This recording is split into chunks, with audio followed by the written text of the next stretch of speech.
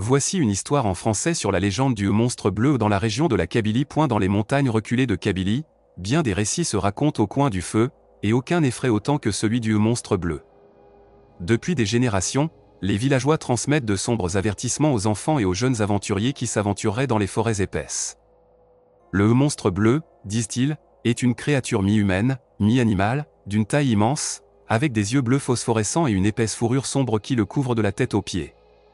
Certains racontent que ses yeux ne sont visibles qu'à la lueur de la lune, tandis que d'autres prétendent qu'il émet un léger éclat bleuâtre même dans l'obscurité totale, un phare pour attirer ses proies dans les recoins les plus sombres de la forêt. Les premières apparitions du monstre bleu. Le mystère du monstre bleu prend racine dans une histoire vieille de plusieurs siècles. Il est dit qu'il était autrefois un simple berger, vivant paisiblement dans la région avec sa famille. Un jour, une terrible famine frappa le village. Les récoltes se fanèrent, les animaux moururent, et les villageois, désespérés, commencèrent à se tourner vers la sorcellerie pour apaiser les esprits de la forêt. Certains se rendirent même jusqu'aux anciennes grottes, sacrifiant des animaux en espérant la clémence des dieux ancestraux. Le berger, cependant, se démarqua des autres.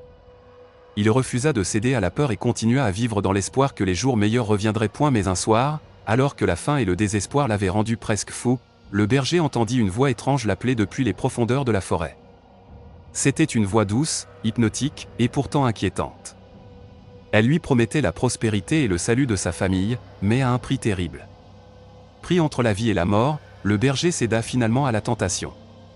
Il suivit la voix jusqu'à une clairière où il aperçut, flottant au-dessus d'un vieux cercle de pierre, une lueur bleue éclatante. Aveuglé par la lumière, il entendit la voix lui promettre la force et la survie s'il acceptait de renoncer à son humanité. L'homme, pris par la folie, prononça un serment de soumission, prêt à abandonner toute parcelle de ce qu'il avait été. La lumière bleue envahit son corps, le brûlant de l'intérieur. Ses cris de souffrance se firent entendre jusqu'au village, mais nul ne s'aventura pour lui porter secours. Lorsqu'il émergea enfin de la clairière, il n'était plus un homme. Il était devenu une créature mi-humaine, mi-animale, un monstre doté d'une force surnaturelle, condamné à errer dans les bois et à y trouver sa pitance. Les rencontres inquiétantes depuis lors, chaque nuit où la lune est pleine, les villageois entendent des bruits étranges et inquiétants qui résonnent dans la vallée. Ceux qui ont osé s'aventurer dans la forêt ont raconté avoir été suivis par une lueur bleutée qui les fixait entre les arbres, les remplissant d'une terreur indescriptible.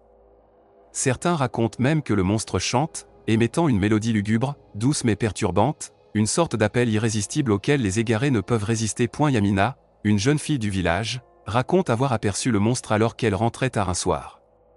Elle raconte que, d'abord, elle a entendu des craquements dans les feuillages et une sorte de grognement lointain. Au début, elle pensa que ce n'était qu'un animal, peut-être un loup.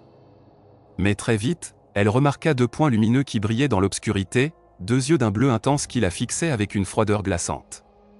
Elle décrit cette rencontre comme paralysante, comme si ses membres étaient soudainement pris dans un étau invisible, incapables de bouger ou de crier. Les yeux bleus la transperçaient, emplis d'une haine silencieuse et d'une tristesse infinie. Elle réussit finalement à se libérer de son emprise en récitant des prières ancestrales qu'elle avait apprises de sa grand-mère. Le monstre disparut alors dans l'obscurité de la forêt, mais la jeune fille n'était plus jamais la même. Depuis ce jour, elle refuse de s'aventurer seule, même en plein jour, et elle conseille aux enfants du village de ne jamais, sous aucun prétexte, répondre aux voix étranges qui les appellent depuis les profondeurs des bois. L'appel de la forêt. Certains jeunes hommes du village, plus téméraires, ont tenté de confronter le monstre bleu pour prouver leur courage. Omar, un jeune homme impulsif et peu superstitieux, décida un jour de défier la légende. Accompagné de deux de ses amis, il s'aventura dans la forêt après le coucher du soleil, armé de bâtons et de torchets, riant et se moquant de ceux qui l'avaient mis en garde. Mais après plusieurs heures de marche dans les profondeurs sombres de la forêt, les rires disparurent, remplacés par un silence lourd et inquiétant. Omar et ses amis commencèrent à sentir une présence les suivre. Soudain, ils entendirent un grognement sourd derrière eux, et lorsqu'ils se retournèrent, ils virent cette silhouette immense se dresser, ses yeux bleus brillant dans la nuit. Terrifiés, ils tentèrent de fuir, mais le monstre bleu les rattrapa rapidement. Omar raconte qu'il sentit une main puissante l'agripper, une poigne froide comme la mort, et un souffle glacial s'échappait de la créature. Pourtant, contre toute attente, le monstre ne les tua pas.